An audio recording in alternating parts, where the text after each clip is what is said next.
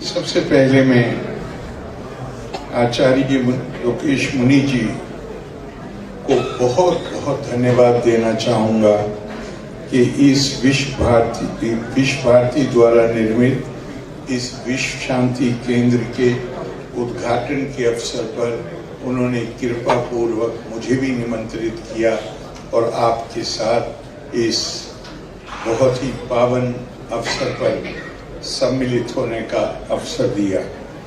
यहाँ इतने पूज्य संतों और श्रद्धालुओं का समागम देखकर मुझे श्रीमद् भगवत गीता की एक बहुत सुंदर श्लोक है वो याद आया।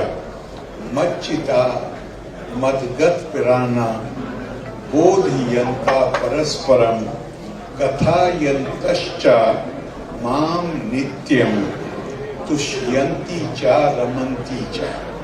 जब ऐसा समागम होता है तो भगवान अर्जुन से कहते हैं कि ये वो लोग हैं जो मुझ में ही चित्त को स्थिर करने वाले हैं और मेरे अंदर ही अपने प्राणों इंद्रियों को अर्पित करने वाले हैं। ये सदैव मेरा एक दूसरे के साथ को बोध कराते हुए मेरे ही विषय में कथन करते हुए संतुष्ट होते हैं और हित होते हैं। ऐसी सभा में आपने मुझे भी आमंत्रित किया, आपके लिए बहुत बहुत धन्यवाद। अभी रमेश भाई ओझा जी कह रहे थे कि एकता शांति उसकी मैं मानता हूं कि भारत का तो जो सबसे बड़ा आदर्श है वो है ही एकात्मता, वननेस ऑफ बीइंग। हमारी संस्कृति उसी से परिभाषित होती है। हम ये मानते हैं कि यहाँ इस कक्ष में बैठे हुए लोग भी वो सब एक माँ बाप से पैदा भी, वो भी उनके अंदर भी विभिन्नता होती है, नानत्व होता है, अनेकता होती है। और भारत ने आदिकाल से एकम सत विप्रा बहुधा वदंती का उद्घोष किया है। और अभी अभी उन्होंने जिक्र किया कि भगवान महावीर ने कहा कि भी का शब्द इसमें जोड़ दो। तो हमारी संस्कृति, हमारे मनीषी, हमारे विचारक, उनकी यही मान्यता रही और यही हमारी संस्कृति का सबसे बड़ा पाठ है कि विविधता अनेकता बहुधा संस्कृत का शब्द, ये नैसर्गिक नियम है, नेचुरल लॉ है। हमें इसका सम्मान करना है, हमें इसे स्वीकार करना है, लेकिन उसके साथ एक बात का बोध रखना है, एकात्मता। हाँ, स्वामी विवेकानंद से किसी ने पूछा, मैं उनका जवाब बताता हूं। उन्होंने कहा कि जीवन का उद्देश्य सुख की प्राप्ति नहीं है, जीवन का उद्देश्य है ज्ञान की प्राप्ति। तो उनसे पूछा गया कि ज्ञान का उद्देश्य क्या है? तो उन्होंने कहा ज्ञान का उद्देश्य है कि इंसान अपने अंदर ये क्षमता योग्यता पैदा करे जहां सामने से नजर आने वाली विविधता को के पीछे छुपी हुई वास्तविक एकता को देख सके।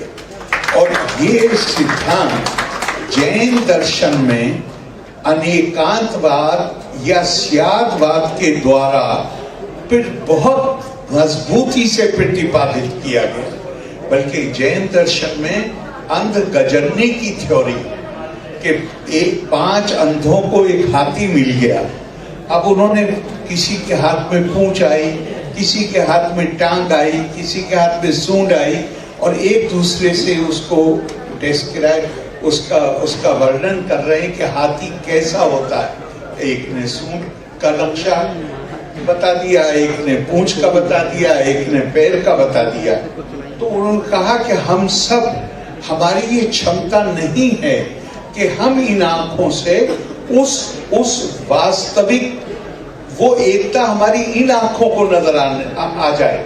उसके लिए आपको ज्ञान चक्षु की जरूरत होती है और ज्ञान प्राप्ति ही इस संस्कृति का असल उद्देश्य है।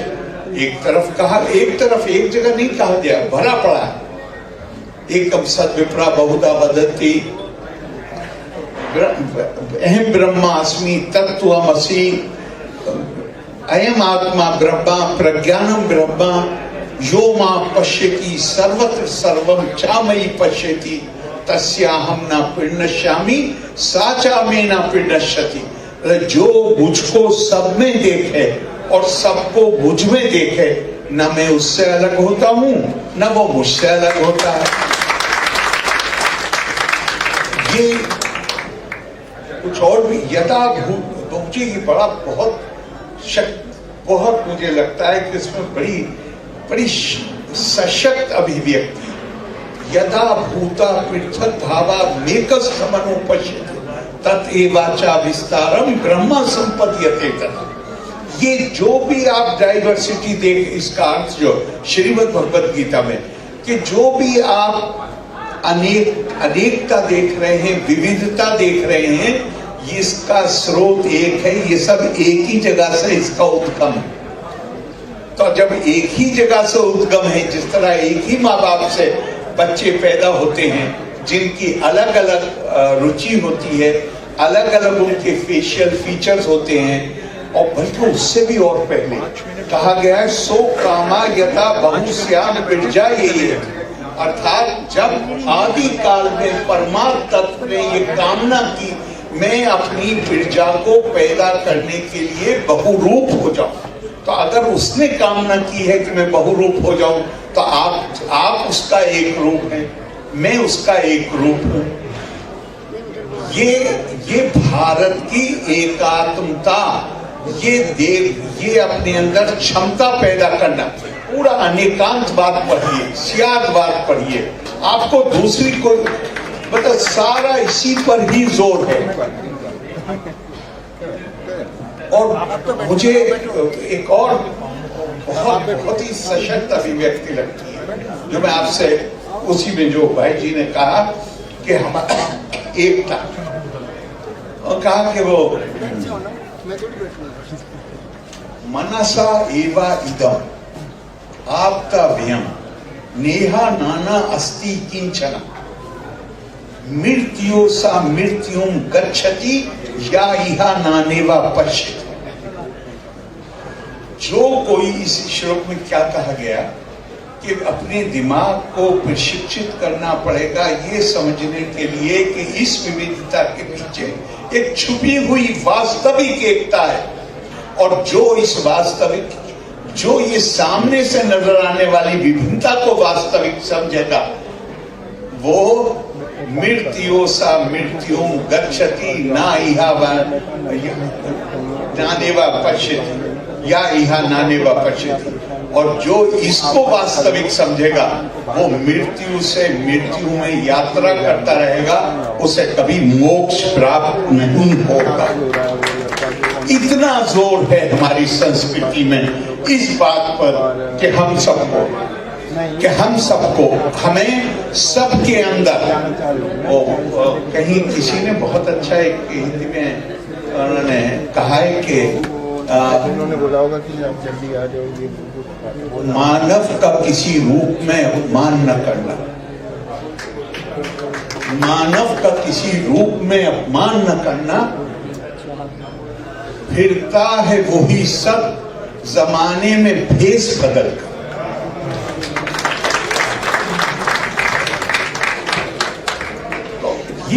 ये हमारी, और ये हमारी, ये मैं इसे किसी एक संप्रदाय के साथ नहीं जोड़ रहा, ये भारत का, स्वामी विवेकानंद बार बार कहा करते थे कि भारत के पास एक संदेश है दुनिया को देने के, भारत के पास एक संदेश है दुनिया को देने के। हम वो संदेश, हमारा संदेश हजारों साल पुराना, हम क्यों नहीं दे पा रहे हैं उस संदेश?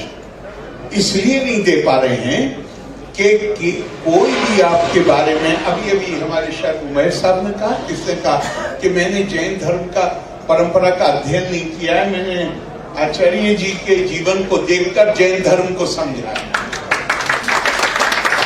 हमारे ग्रंथ पढ़कर कोई भी हमारी परंपरा को समझने वाला नहीं, हमारे संदेश को समझने वाला, किसी के पास समय नहीं है।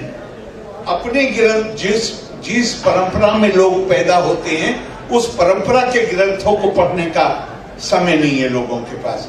कौन दूसरे की परंपरा को समझने के लिए, जब नहीं आर्य मोहम्मद का भारतीय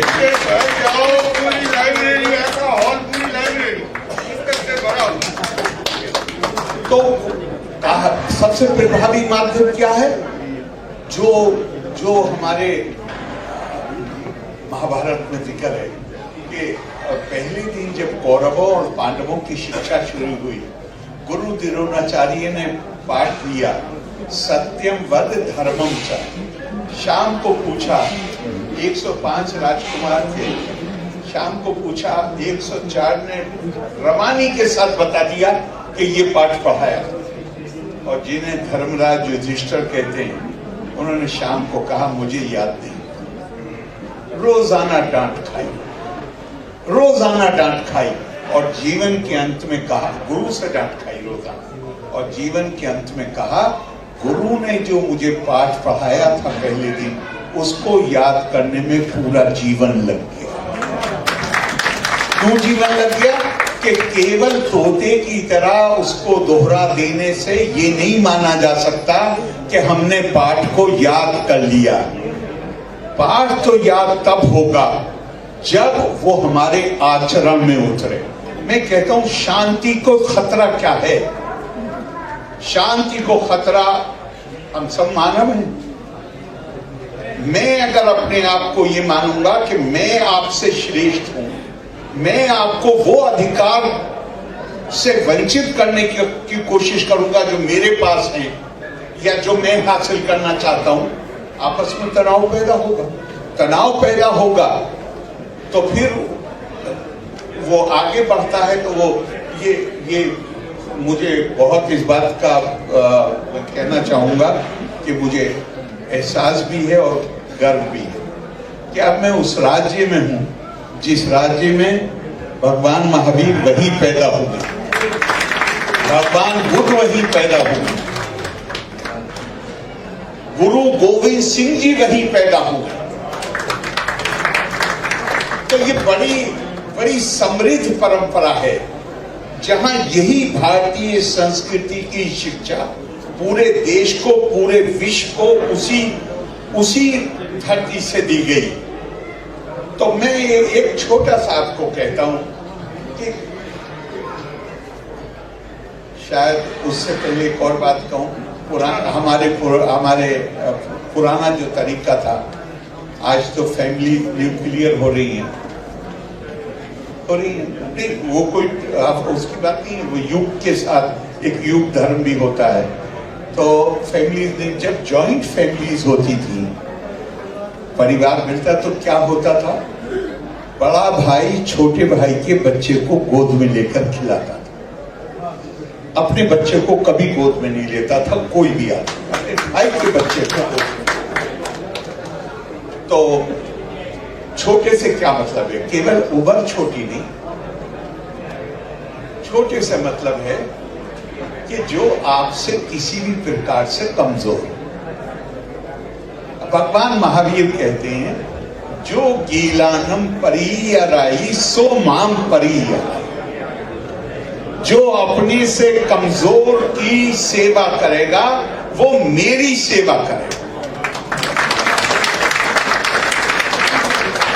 अगर अशांति पैदा होती है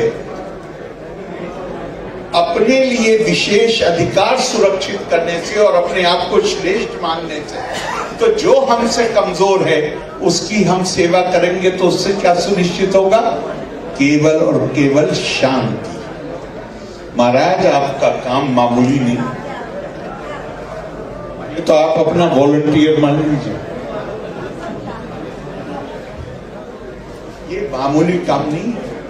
ध्यान रखिए कि हम युद्धों की बात करते हैं, युद्ध हथियार से लड़े जाते हैं, लेकिन युद्ध की शुरुआत मानस में होती है। अगर युद्धों को रोकना है, तनाव को रोकना है, हिंसा को रोकना है, तो मानस को प्रशिक्षित करना पड़ेगा। और प्रशिक्षण का क्या हाल है? मैं जितनी जैन कहानियां पढ़ता हूं, मुश्किल से कोई ऐसी कहानी मिलती है जहां पर भगवान महावीर के उपदेश को क्या कहते थे? देशना कहते थे उपदेश। तो भगवान महावीर के देशना में नाम ले लेके लिखा हुआ है, और मैं चाहता हूं इस पर गौर करिएगा कि वहां राजा भी बैठा हुआ है, राजा का मंत्री भी बैठा हुआ है, व्यापारी भी बैठा हुआ है, किसान भी बैठा हुआ है, और हद ये है कि जो आदमी जानवरों, पशुओं का गोश्त बेचकर उससे अपनी रोजी रोटी कमाता था, वो भी बैठा हुआ। उन्होंने ये नहीं कहा कि तुम हिंसा करते हो तो यहां से उठ के चले जाओ। उसका वो दिल जीत, उसका मानस को प्रशिक्षित करना चाहते थे, जोर जबरदस्ती से नहीं, मानस को प्रशिक्षित करने के लिए। हमारे देश की परंपरा मानस को प्रशिक्षित करने की परंपरा है, और आपने उसके लिए ये बहुत बड़ा केंद्र बनाया। मैं आपको साधुवाद देता हूं, आपको शुभकामनाएं देता हूं, और मुझे अगर आप अपना वॉलंटियर बना लेंगे तो और धन्यवाद दूंगा। लोका समस्ता सुखिनो भवन्तु। धन्यवाद। जय हिंद।